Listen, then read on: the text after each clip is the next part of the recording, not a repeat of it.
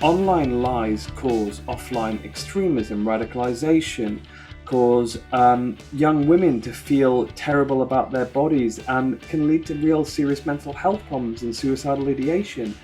That it can lead to the further spread of COVID and other diseases. And that online harm has a price. Welcome to episode 4 of season 4 of Starts at the Top, our podcast about leadership, digital culture and change. I'm Paul Thomas.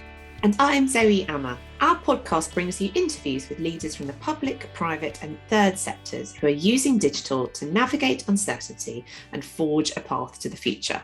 In this episode, we talk to Imran Ahmed, founder and chief executive of the Centre for Countering Digital Hate. He tells us what boards and leaders need to know about managing risk on social media, including trolling, and what they can do about it. Such a fascinating conversation that we had with Imran. I can't wait to get to the interview and to share it with you. But this is the bit where we normally do a bit of preamble. And Zoe, I thought I should point out that this is our 25th episode. So wow. If we were, I know, doesn't time fly, but if we were parkrun, this would mean that people could buy their first Starts at the Top t-shirt with 25 on the back for enduring and listening to us for 25 episodes. Yeah, focus on the endurance there. And if people do want some Starts at the Top merch, let us know and we'll see if we can oblige. We can certainly do so. Some t-shirts with our faces on it and 25 on the back are coming your way. So happy 25th anniversary, Zoe. I just thought that was worthy of mention. And also in sort of anniversary news and big reminders that, well, I said in this script that I'm not getting any younger, but I think neither of us are getting any younger, quite frankly. But last week, I'm getting quite big into my vinyl reissues at the moment, and I think it's a constant reminder how time is shifting on. So the week before last was Radiohead's re-release of Kid A Amnesiac, which still to these ears is probably their defining moment. Love OK Computer, but these two are just Kid A in particular is just an absolute masterpiece. So buying that on vinyl, I think that's about 25 years old. And then on Friday, I took delivery of Nirvana's Nevermind, which is 30 years old. My God, 30 years old. I know. And I remember seeing them on Top of the Pops and being a bit gobsmacked. But yeah, 30. I do wonder whether there's something about the pandemic doing weird things to our perception of time as well. It kind of feels like the pandemic, certainly for me, has gone very quickly. And that makes this sense of time speeding up as you get older, of feeling even faster. Yeah. Oh, I hope it does slow down. It is frightening, but it's also really interesting because, this podcast obviously talks about digital and leadership skills. And, I think we're going to go on to talk about something in a minute about, the changing ways that we're working. In the news this week, though, was some news from Portugal about some laws that they are bringing in to really assist and to help the home worker in Portugal. Yes, I thought this was really, really interesting. So we'll include the link in the show notes. But my key 3 takeaways from what's been happening there is firstly that they're becoming a lot more stringent about how and when employers can contact their employees. So companies are actually going to face fines for contacting workers outside of working hours. And that reminds me a bit of something we discussed on a previous edition of the podcast about the right to disconnect, which I believe they have in France. So it feels like that position is very consistent with that. Also brilliant to see, and I know we'll be talking about this a little bit more in connection with another news story in a moment, that parents have the right to work from home without arranging that with their employer. And I believe they're going to have that in place until their child is 8. What I'm finding with the tween years, as they're known, is that it's kind of very helpful to be around then as well for when your kid comes back from school and you may need to take them to an activity and all those sorts of things. But enough about my domestic arrangements. And then the third point, which I thought was really interesting, speaking about mental health and wellbeing, which I know we've talked about a lot in relation to remote work on this podcast, is that companies are expected to organise in real life meetings every 2 months to combat loneliness. So I thought it was a really interesting change there. There's something very proactive about the new expectations that are being placed on companies around well-being, but also the division between home and work life and how everyone can reset those for a productive future.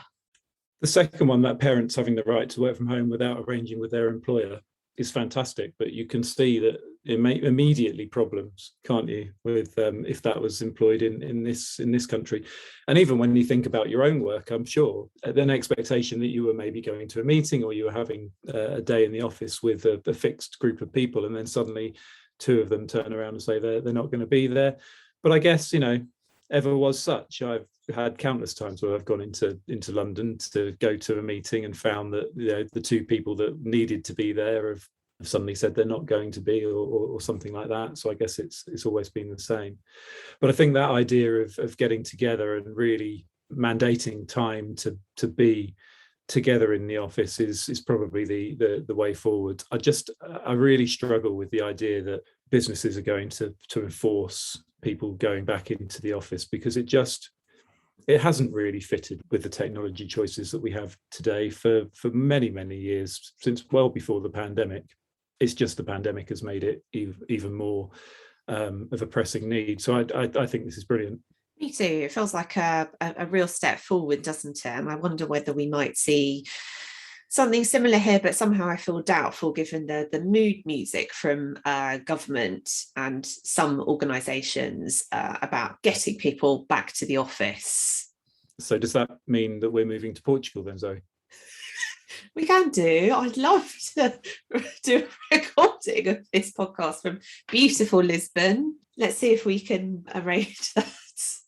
And in other news as well, I know you had a bit of a panicked moment last week with technology, of all things. Yes, I did. We do have another working from home story, which I think we'll come to in a moment. But speaking of working from home, I had a slightly scary moment when I was presenting at a conference last week, obviously online, and my internet cut out. I was just merrily talking away and then suddenly realised that things had frozen, and then looked down and realised that things had just sort of dropped offline completely. I think my Wi-Fi had just dropped. Fortunately, it came back up really quickly within about a minute, but it did feel slightly hairy. What was great about it was that people were just so incredibly nice and patient. I think that if this had happened a year ago, we were all still slightly getting used to new ways of working then. But I look back at the chat on the event platform and people were really lovely. They were all saying things like, oh, thanks for trying, and oh, I think it's frozen, and they just kind of bore with it. And Emily Burt, who's my fantastic editor at Third Sector, just stepped in for a few minutes and very heroically ad-libbed before I could get back in to do the final few minutes of the session.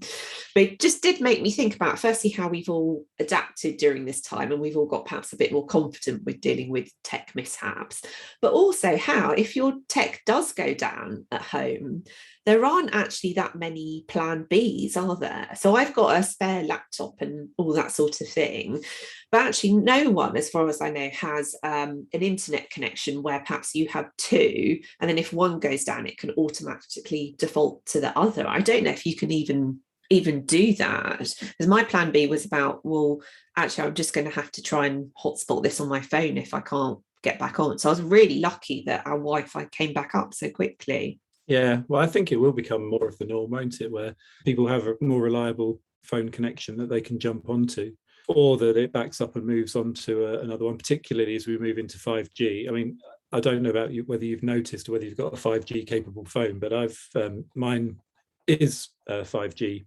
And when I travel so I've travelled into London a couple of times, and actually your area around St Albans and actually Watford going in the other way is where the 5G network starts to kick in. And I've been in the centre of London and got incredible speeds, like 500-600 megabytes really downloads. Oh yeah, my God.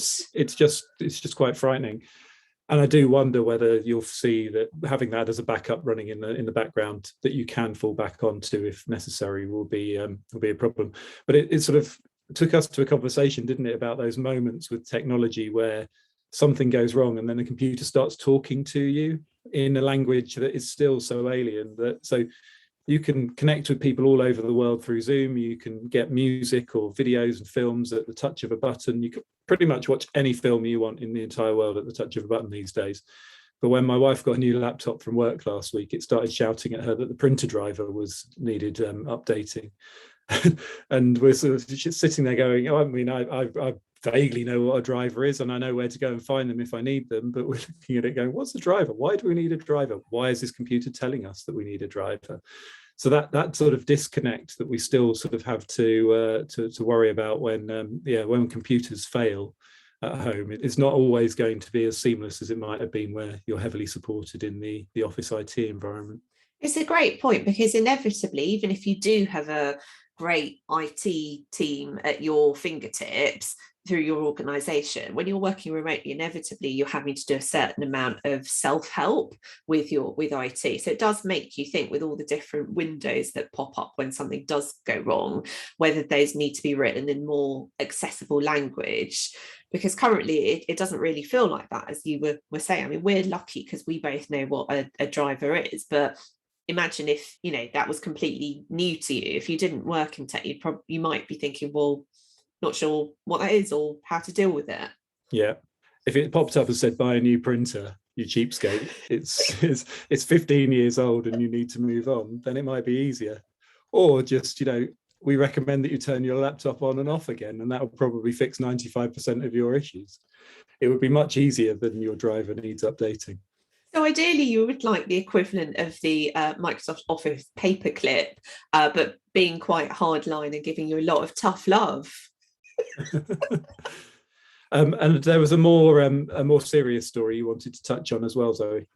Yeah, so this caused quite a stir when this popped up in my social media feed last week. So this is a BBC News story, headline reading, "Women warned homeworking may harm their careers." And there's been an intervention from the Bank of England, from their economist, Catherine Mann, talking about how women are quite tied to home working, but also saying that she felt like there were two tracks emerging: people who were going to be in the office and perhaps treated a bit more favourably, and those who are working from home in a bit more of a virtual setting. And I have to say, this has caused a lot of division when I've been looking at how people have been commenting on this on social media. And I wonder whether it has been deliberately written in that way. I'm just not sure. Certainly a lot of the women I know who were posting about this article were saying that they were quite disappointed in it. And I think it's got to be down to more than the woman or whoever's working from home making that choice and the environment not being receptive to that. This is a team effort, right? Work is a team sport. And it shouldn't just be down to blame women because they're working from home and things aren't progressing in the way that they might like them to. The question should be the other way round, shouldn't it? If you're working from home and you're getting really good results and being really productive, as most people working from home are, and you're not progressing in the organisation, something's wrong with the organisation, not with the woman who's working from home. Yeah, it certainly shines a light on the organisation itself, doesn't it? And makes you think, or should make you think, is this the place that I want to be, or the place that's going to recognise what I am doing and how I am moving my career forwards? 100%. And I have to say, I couldn't have achieved half the things that I've done over the last 8-9 years without working from home. It's enabled me to keep my career going, to start a business, to grow a business, to take on team members from all over the UK and beyond.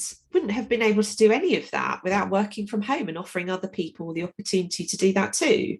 Yeah, and I think as well, the normalisation of children coming back and seeing both parents at home, both parents taking a role in making sure the lunches are ready for tomorrow, cooking the dinner that evening, and taking time out of the workday to make sure that those things are happening. That as a sort of a normalised way of seeing the world, rather than, as I said, seeing my dad disappear off for the day and not having a clue really, unless he took me to the office from time to time, what he was doing, why he was doing it, and where he was.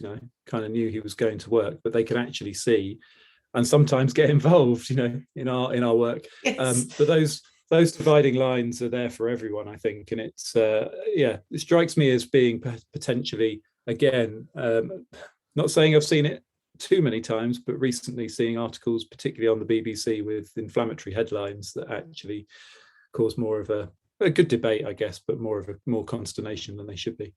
Yes, definitely. And I think you and I both have a certain amount of privilege, don't we, in this situation, because we've both been working from home for a really long time. We started this podcast working from home, and we're in a situation where we don't have to request working from home from our employer. We basically have to request it from ourselves, which is nice. But imagine if you're, say, a mum reading that article and you're on maternity leave and you're really wrestling with your working arrangements for when you go back to the office. That article would really spook you. So I don't think it's a particularly helpful read, if I'm honest. No, definitely not. It would be good to hear other people's thoughts on that as well, if you want to get in touch with us. Definitely. Yeah, we would really like to hear about your experiences of that. And maybe also if you're an employer and you feel that you've done some really exciting things to encourage more people to work from home, and that's changed the workforce that you have, and you have a more diverse group of people as well, we'd love to hear from you. You could even be a future guest. So now with our conversation with Imran Ahmed, who's the founder and chief executive of the Centre for Countering Digital Hate, we had a fascinating conversation and we hope you enjoy it. Imran Ahmed is the founding CEO of the Centre for Countering Digital Hate. He is a recognised authority on the social dynamics of social media and what goes wrong in those spaces, such as identity-based hate, misinformation, conspiracy theories, and modern extremism. Imran regularly features in the international media as an expert voice and advises politicians in the US, UK, EU, and elsewhere on policy and legislation. He was raised in Manchester and holds an MA in Social and Political Sciences from the University of Cambridge. He lives in Washington, DC. Imran, welcome to the podcast. Thanks so much for coming on Starts at the Top. Thank you. It's my pleasure to be here. Wonderful. So let's kick off by hearing a bit more about what your organisation does. So can you tell everyone a bit about Centre for Countering Digital Hate and the story so far? Sure. Well, we were set up 5 and a bit years ago in the wake of a series of major events happening in British politics. First of all, the rise of anti-Semitism on the left and in particular on the Labour Party, but second, the referendum in which we saw a wave of conspiracy theories across the United Kingdom about, for example, the EU trying to encourage Muslims to come into the country to replace white people, to cause harm. And then, of course, the murder of Joe Cox MP, who was killed by someone proselytizing the same kind of white supremacist hatred that we've been seeing flowing online during the campaign. And, within a very short period of time, we saw the rise of Donald Trump, a politician who has sought to and successfully harnessed malignant hate movements, but also other kinds of conspiracist movement, melding them together into a political base. And we thought, well, crumbs, this is not happening on the left or right. This is not about the UK or US. Something more fundamental is happening. And as we dug into the ways in which these movements had been energized, we realized that what was happening was more profound. The primary locus of where we share information, create values, establish social mores, attitudes, behaviors, even negotiate the corpus of what we call facts and common sense and knowledge, had shifted to online spaces. And those spaces, first of all, work to rules of physics that we didn't understand. So how attention and engagement drive visibility, but also that they've been colonized by bad actors. What we started to do was initially work with the platforms to try and see if they could help us to stop the whip hand being given to bad actors and to those spreading hate, misinformation, anti-science. And then we realized that they really weren't playing ball. In fact, we realized that they were lying to us, that we'd go to them and say, we've just found this thing. What do you think about it? And they'd say, crumbs, we've never seen this before, but we know that they'd been shown it 6 months earlier. But also, things like our studies, failure to act, failure to protect, where we show that even when you report misinformation and lies and hate to them, only in a very small percentage of instances do they take any action. We realized it was time to go public. And now what the CCDH does is, first of all, identify publicly the harms created online. B, it points the finger directly at the social media companies. and see, we get change. And what's been one of the best things about what we do is that we've managed to disrupt the work of bad actors, whether it's anti-vaxxers or neo-Nazis or Islamist terrorists. We've also been able to get the platforms, we've been able to sort of encourage politicians to create accountability and transparency of those platforms, so we, the public, are both better informed and better protected. Thank you. That's brilliant to hear about the fantastic work that you and your charity are doing. And it feels like it's much needed at the moment. We're recording a week after an MP has very tragically been murdered in the UK.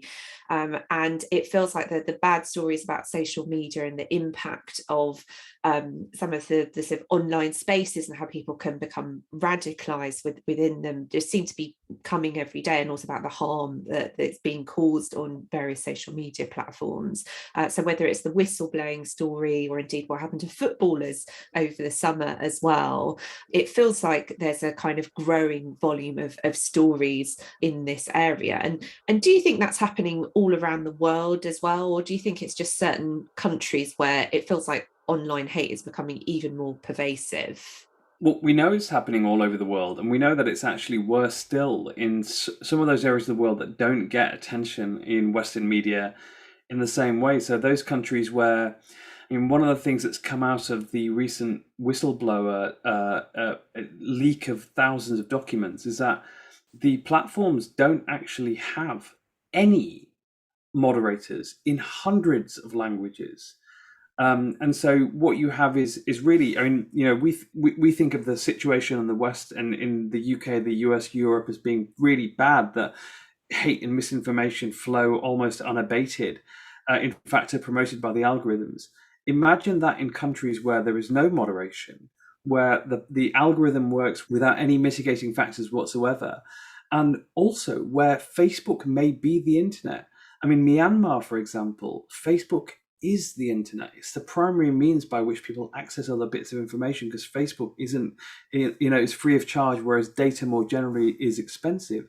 And so what you get is a situation where platforms become the entire way through which people create community, connect to each other, understand what other people think or believe that other people think. And of course, those algorithms are run to a logic, an implacable logic of amplifying the most extreme, the most contentious, the most angry, the most emotional content that keeps us on the platform, makes money for a few billionaires in San Francisco.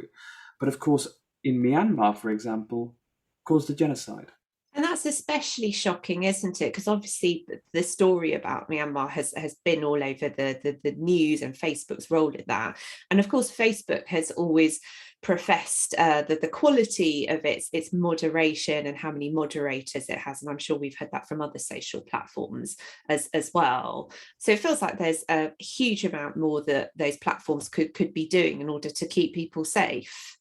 Well, absolutely. And look, it's not, I think we're beyond the point at which they've failed to do things which make people safe.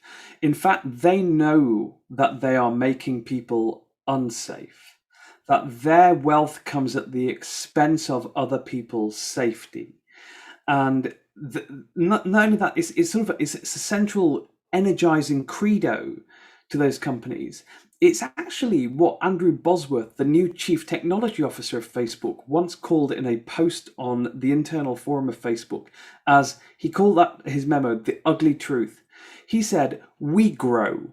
Maybe someone dies on our platform, maybe a young person harms themselves, maybe a terrorist incident is plotted on our platform, but that's none of our business. We grow. That's all we care about."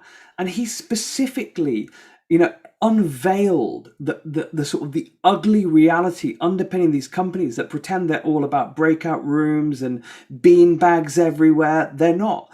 These are actually some of the most rapaciously capitalist organizations on the planet that are absolutely happy to make money at the, you know, despite the fact that the cost is borne by people and it's paid in blood. And despite that, they've managed to maintain their images. Now, how have they done that? First of all, by denying that there's a problem. Second, by deflecting it onto other people. It's not us that has anti-Semitism, it's society. And then delaying any action, even when they've accepted both responsibility and the ability to change things. They delay taking any action. And with Myanmar, they've gone even further. They're now, there's actually subpoenas in for documentation from within Facebook. They're fighting it tooth and nail because they really don't want anyone to know just how bad they know that they've been. So let's talk about some of the upcoming changes in there. And of course, people are beginning to think about the impact of regulation and the online safety bill. And of course, some of the changes that are going to happen in the US as well. Are you able perhaps to summarise what some of those key changes are and then what you think the impact will be? Well, look, we're at the first wave of regulation now. So what we've had to date is anti-regulation. So in the US, in 1996, Section 230 of the Communications Decency Act was passed. And that says that platforms cannot be held liable in any way, civilly or criminally, for content posted by a third party on their platform. It's basically a get out of jail free card. And what you have is sort of, it's like the Ford Pinto moment. Most people listening to this won't remember the Ford Pinto. It was a car in the 70s. Basically, if you touched it on the back, it would explode. And it caused hundreds of people to die in fires. Eventually, Mother Jones magazine found a memo internally in which Ford had calculated it was cheaper for them to pay the lawsuits than it was for them to recall the car. And that, it was basically cheaper to let them burn. And with social media companies, the difference is they found it cheaper to let the world burn, to let the capital burn, to let public health burn at the expense of, occasionally taking a PR hit here and there. So there is this movement to create costs for the harm they cause. In economics terms, it's regulation is there to impose, to disincentivize the creation of negative externalities. So that's, problems caused by the economically productive activity that happens within those companies. And that is happening right now. So whether it's the United Kingdom, for example, with the online safety bill that imposes a duty of care upon companies to say that we know you've got rules, you've got community standards. We consider those community standards to be our responsibilities as users, not to be hateful, not to spread misinformation deliberately, not to act in a fraudulent way. But they're also reciprocal rights. That if one has a responsibility, one has a reciprocal right, and the right is to enjoy an environment in which there isn't hate and misinformation that might lead to loss of life. And if you fail to therefore respect that implied right, we'll be able to fine you up to 10% of global revenue for it and potentially put people in jail. And so that's about creating costs for the harms they create. It also demands transparency. So it says, let Ofcom be able to go and have a look at your algorithms, find out why is it exactly that the first thing you see is usually something that makes you go, grr, rather than, something that might not make you stay on the platform, like a picture of your neighbour's cat. Now, commercially, we can see why they'd want to have us stay on the platform because, of course, if we keep scrolling down, we keep looking at ads.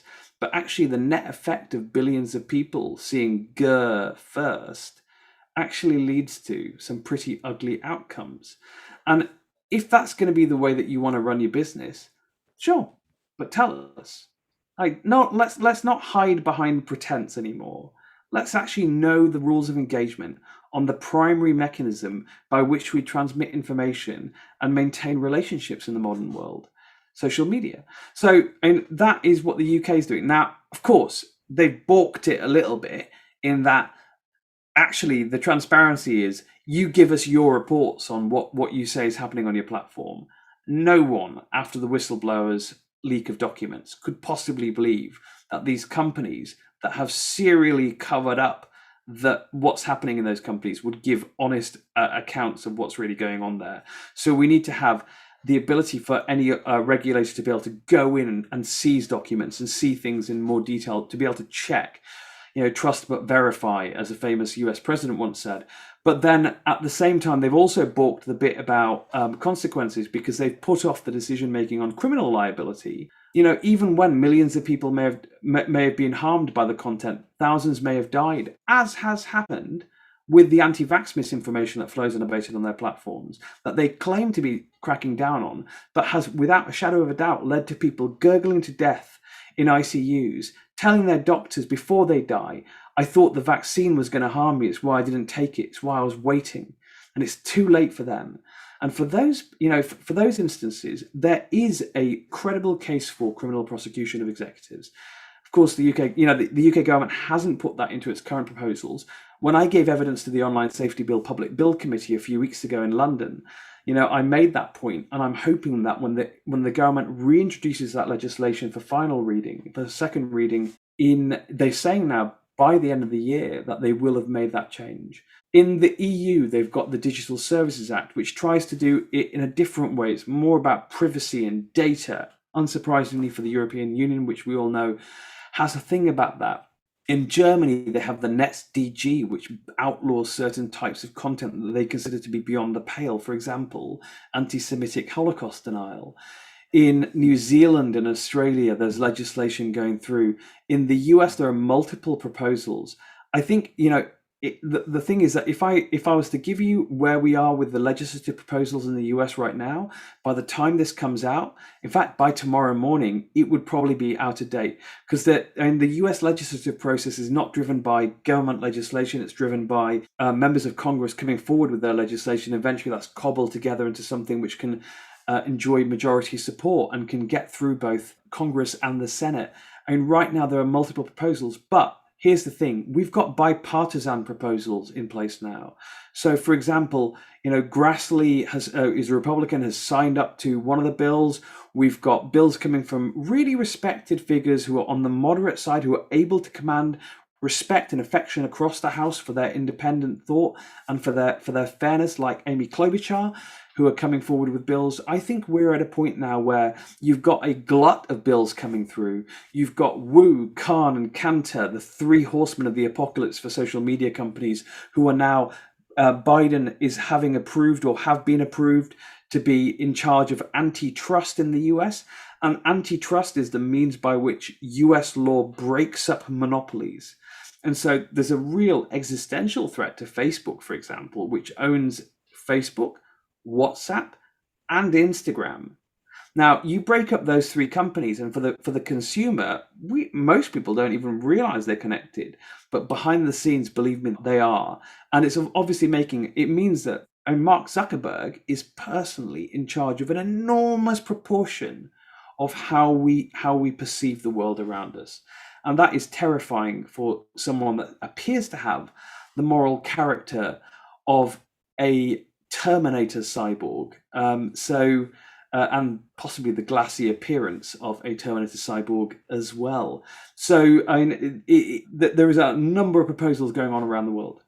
And do you think Facebook are trying to preempt that potential breaking up of the company with the announcement this week about them looking to potentially rebrand Facebook as part of this metaverse ambition?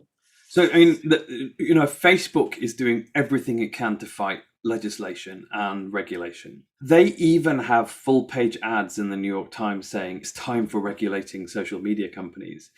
Bring it on, essentially, which is, I think, is incredibly cocky, and I think it's quite witty of them. Really, is them saying, "Oh, by the way, you think you're going to regulate us? Come on, give it a go. We're already ready." You know how hard it is to find a lawyer? So we're based in Washington, D.C., and we're a 501c3. We're a charity. So, when we wanted to get our lawyers to help us get our status and to make sure that we're fully compliant, it's almost impossible in D.C. because every single law firm has a conflict problem because everyone's been bought up by Facebook. If you want to find an accountant, it's almost impossible in this city. A PR firm, a lobbying organization, everything is bought up by Facebook. They spent, Facebook and Google, last year in 2020, the election year, $120 million on lobbying. $120 million. 96% of members of Congress who are in judiciary or in antitrust functions sit on those committees. 96% of them take money from a big tech political action committee, a super PAC as they're called. There are unbelievable amounts of money flowing in to the lobbying sector to lobby for these changes to not happen. And of course, what they're trying to do with the metaverse, this ridiculous new thing about apparently we're going to put enormous goggles on our faces and walk around and meet each other in virtual spaces, which is to me utterly bizarre. But and I think and we've all seen it, it looks lame, but I think what it is actually an attempt to say, we are just one organization. You can't break us up. That'd be like breaking up, it'd be like saying for a mom and pop store, mom, pop, sorry, you've got to run two different businesses. We're just one mom and pop store. And so really, they're saying you can't break us up. But I think you're right that it's, that there is a little bit of chicanery, but I think people are seeing through it very quickly. We're heading towards Ready Player One, basically. That's where we're going. We're all going to wear these goggles. We're all going to live in this virtual universe, and Zuckerberg's going to be the king. My pop culture stopped around the late 90s, so I don't know what Ready Player One is, but if it's a horrible dystopia run by a glassy-eyed overlord, then yes, that's where we're heading. Pretty much, yeah, pretty much. I'd recommend you go and read it. It's very pulpy, but it's probably up your alley in that way. But the legislation's one thing, right? So legislation is building and building and building, and you're absolutely right. The attention of the world in terms of legislation is on these organisations, and there are some that like Zoe and I, we have regular conversations about, well, where does this end? What's the end game of these organisations? But you're constantly up against the court of public opinion, and as you've rightly identified, the three main Facebook channels are absolutely all pervasive in public consciousness. Everyone at our school runs. The pickup channel is on WhatsApp. The schools have Instagram channels. The Facebook pages may be getting a bit dusty, but those two platforms in particular are just running a lot of our day-to-day lives. So I don't know where to even start. Is there a sense that any of these platforms at all are going to take any kind of a moral stance with some of this and make a change themselves towards being better without the legislation, or are we just in this mire? Well, no, I think that we are in a place right now where for the past few years, we have been overwhelmed by the technical aspects of change. And we kind of bought the idea that it was too complex to understand. And I think that the Centre for Countering Digital Hate, which, we've only been public for 2 years now as an organisation. And earlier this year, President Biden cited our research on the disinformation dozen, how 12 people produce 2/3 of the disinformation about vaccines, and how social media platforms give them free rein. And he cited that when he said Facebook are killers. He said they're killing people because that misinformation is causing people to put themselves at harm of COVID. And, I think one of the things that we observed some time ago is that there is a space for moral campaigning. Like, don't get mired in trying to rewrite the business model of these organizations. Let's make the case that actually online lies cause offline extremism, radicalization, cause young women to feel terrible about their bodies, and can lead to real serious mental health problems and suicidal ideation, that it can lead to the further spread of COVID and other diseases. And that online harm has a price. And I think being able to enunciate that clearly and then point the finger at individuals and say, if you're worth $100 billion by monetizing this platform that is causing so much harm, Mr. Zuckerberg, he's worth $100 billion. Imagine that. And, and you're still hungry for another $100 billion. Well, before we let you do that, we're going to ask that you at least reduce put some serious investment into reducing the harms that are created as a byproduct of your immense wealth gathering. And I think that when you put it in simple moral terms, there's a reason why a small group from London originally and we're only 14 staff now, we were 6 at the point at which President Biden was citing our research, that there's a reason why we've been able to do that, because I think there's been a serial failure to understand that this is just old-fashioned moral problems. This is a business that is too greedy. These are venal sins and not technical problems. So yeah, I got a lot of hope. I mean, and I can see other people, coming and using the same approach now. I work with colleagues from the ADL, from Colour of Change, from other spaces, and we're all saying the same thing now, which is you're causing harm to the people that we care about. Black people, Jewish people, communities all around the world. The biggest sort of public challenge, I guess, to this over the course of the last year has been, or one of them at least, was the Premier League, at least in the UK, having a 4-day blackout of all social media channels. That obviously doesn't go far enough. But where do you think, or what about these high-profile boycotts? Can they make a difference? Should they make a difference? And is there a sense that it takes something bigger than the Premier League or an organisation like that? Does it take a sort of a concerted effort, a movement, I guess, amongst us as individuals to also show our sort of displeasure at this? I think it does. And the question is, what's the political constituency for change? And so if it's just Premiership footballers, well, how can they engage their constituencies, the people that they influence, to campaign for change as well? And how can they make the call to action really clear? So there are a number of things as well that you can do to mitigate and to reduce the prevalence of hatred on social media platforms. One of the things that I've been arguing with the Premier League, the FA, with clubs for some time are real consequences for digital hate. If someone online is calling a player the N-word, and if they're recognized, I tell you, most of the time they're identifiable human beings. Most of the time, we as sport go and work out which club they support by looking at their past tweets and the things they've said publicly that make it clear they're a season ticket holder at X football club. Ban them. If I went to Old Trafford, which is where I grew up, I went to the United Stadium and I started shouting the N-word from my seat, there'd be a steward on me, I'd be out of the stadium, I'd be banned for life. Why am I allowed to do that online? So treating digital spaces as serious places where people can be harmed, I think is the first thing that they could do. And so it's about, I've, funny enough, I've just gotten off a phone call with some colleagues from the football industry, and I've just been saying, like, stop treating it as a slogan, the idea that Black Lives Matter and that abuse, that there's no room for hatred. Turn it into a principle. If it's a principle, then you would act in a very different way, the way that you're acting right now.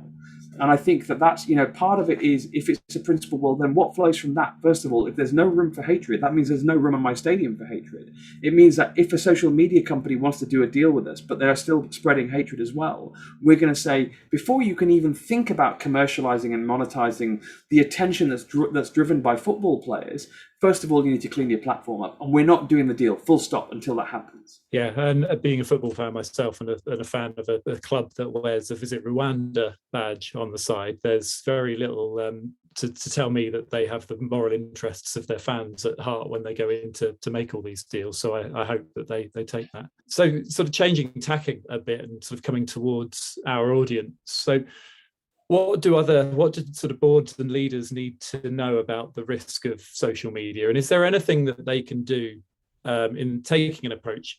For example, last week or 2 weeks ago when Facebook went down for hours, Zoe's written on this, many people have written on this, the impact of that on charities, and asked the question, what can charities do, or what sort of stance can they take towards Facebook now, but recognizing there's an over-reliance, or the charity has a reliance on those platforms to fundraise and to make money and to be seen.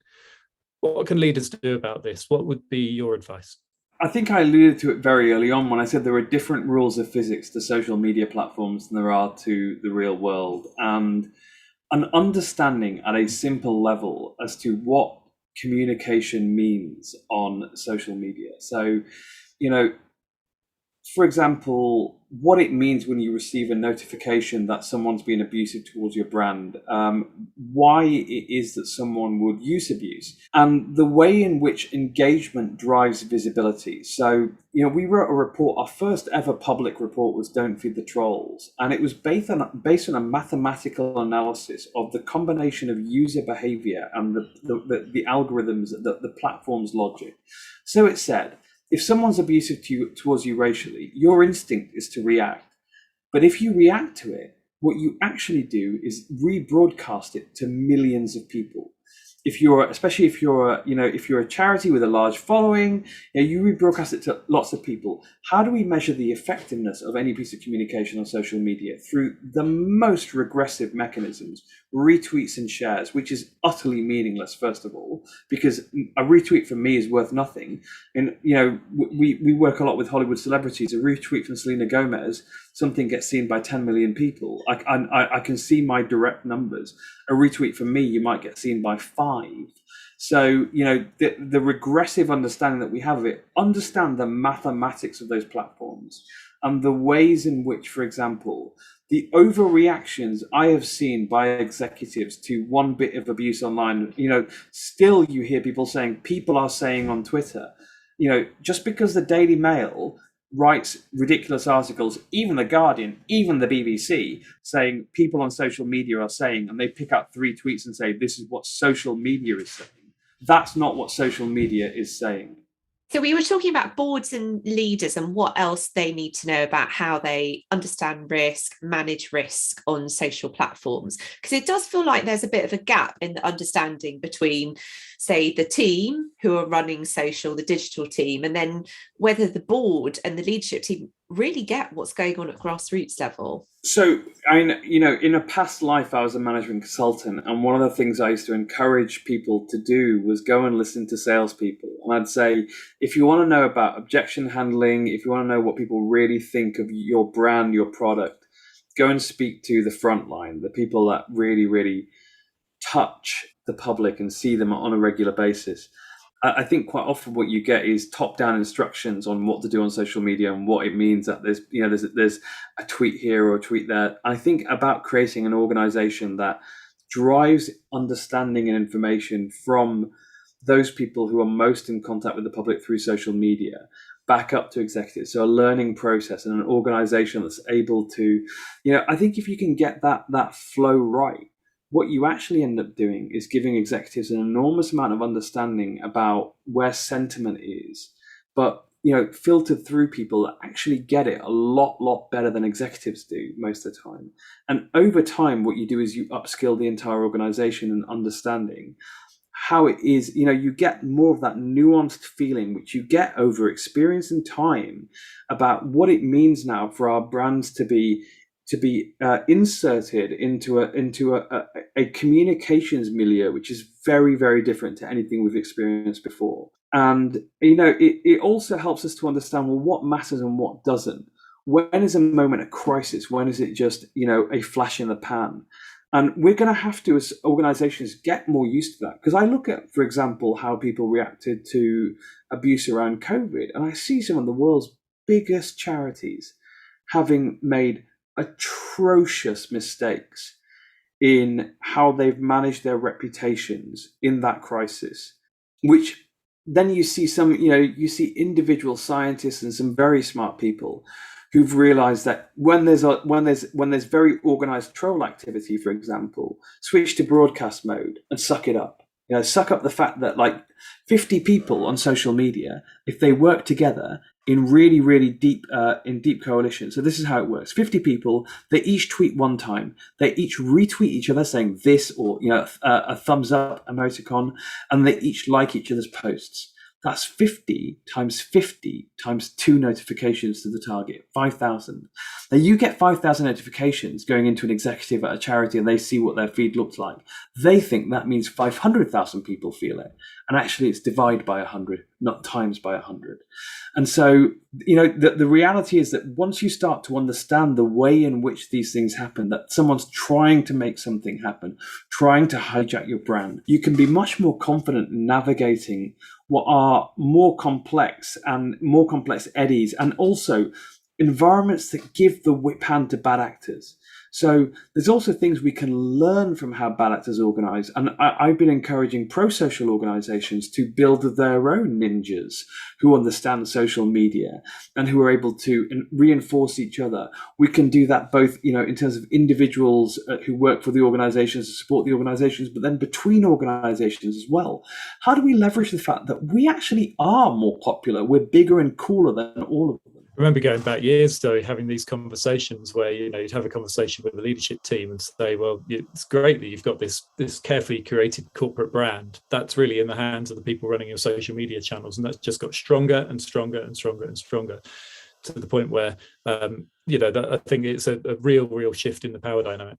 So if you're the CEO or the senior director, trustee of a charity, and you're getting trolled regularly, and obviously we're waiting still for this legislation to be scrutinised and to come into force and all of that, do you feel that we basically have to live with this in the meantime? It's just kind of the cost of having a digital presence.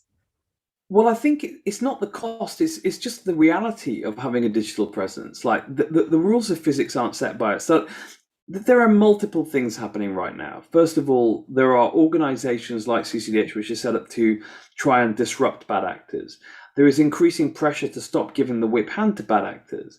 There are some platforms which are trying to make changes to make it less impactful on victims, to make it less disproportionate, the impact on victims of bad actor activity.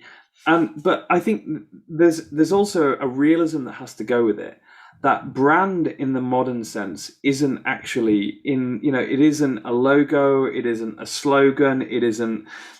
Our brands are becoming less and less inflexible, less and less atomized and singular over time. Like, we've become much more comfortable with a revolution in marketing that's been going on over decades now, about more complex brands that interact in more complex environments in which lots and lots of opinions can be shared, in which Saturday Night Live, for example, can crush a brand of an organization.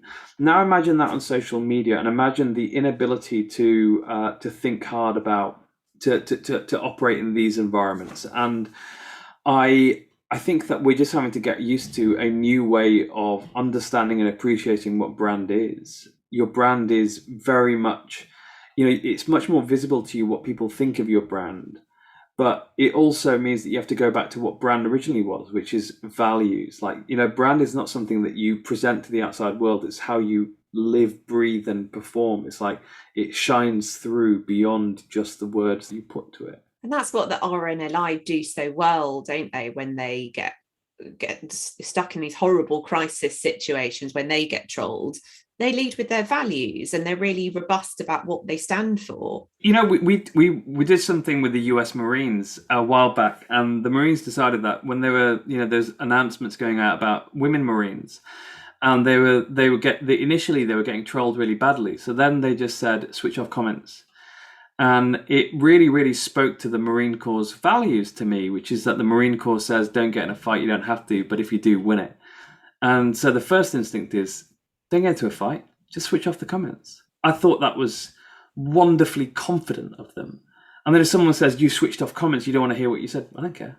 So that's exactly it. I literally don't care what you think about women Marines, because they're Marines and we protect our own. And I loved that. Paul, is there anything you want to ask before we wrap up? Do you know what? I was just thinking that's such a positive. We've been through the mire. We've been through a lot in this conversation. It's just nice to end on a real sort of positive. We haven't sworn at all, but I really want to say, it's the FU ending, isn't it? More brands should be brave enough. Are there any other examples of where you've seen brands that have enough's enough and taken that stance in that way? I think increasingly people do, and I think I see more and more brands getting to an aware. Here's the thing: when brands get it, when you don't see them reacting to nonsense, when you see them being able to, and I deal a lot with physicians. So Peter Hotez, who's a really, really well-known vaccinologist and pediatrician in the US, who does enormous amounts of good work in Texas, and is a major contributor to CNN and other channels on COVID and the vaccine. I mean, he and I have been through this together. We're quite close now, and I've seen the way that he's learned how to deal with these things. And I think over time, a lot of people are learning that actually when you're not being mentioned, that's because you've got your strategy right. But yeah, I think that, we're moving to a strategic revolution after people trying to play tactics on social media and trying to be very cute and clever. And I think to be cute and clever, the US Marine Corps are probably my favorite example of how you do that.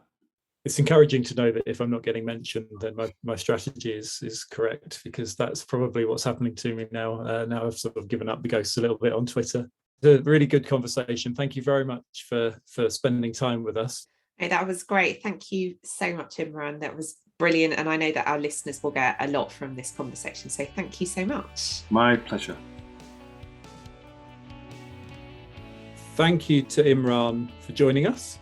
Zoe, any takeaways for you from that wonderful conversation?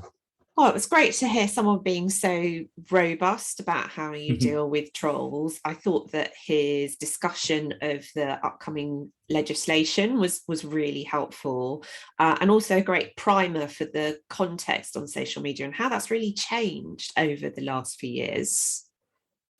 Yeah, and also I think we talked to him in the same week as Facebook was making its change to Meta. And increasing its overall influence on the web. So for me personally, I think it's good to know that people like Imran are out there fighting the good fight, and I will certainly be keeping much more of an eye on the work of the Centre for Countering Digital Hate. So thank you for listening to episode 4 of season 4. We'll be back next week with another episode, which we think will probably be Joy Foster from Tech Pixies, who we spoke to last week in a wide-ranging conversation about digital leadership and sport, surprisingly. Building your ambition to really make this a sport podcast. It's a great conversation, so we hope you enjoy that. As usual, please send us your feedback. We'd love to hear about anything that you feel that you will do differently after hearing from any of our speakers from the series. You can share your plans, ideas, or questions with us on Twitter. We're at @startsattetop1, or you can email us on startsatthetoppodcast@gmail.com. And we'll speak to you again next week. Thank you. Speak to you next week.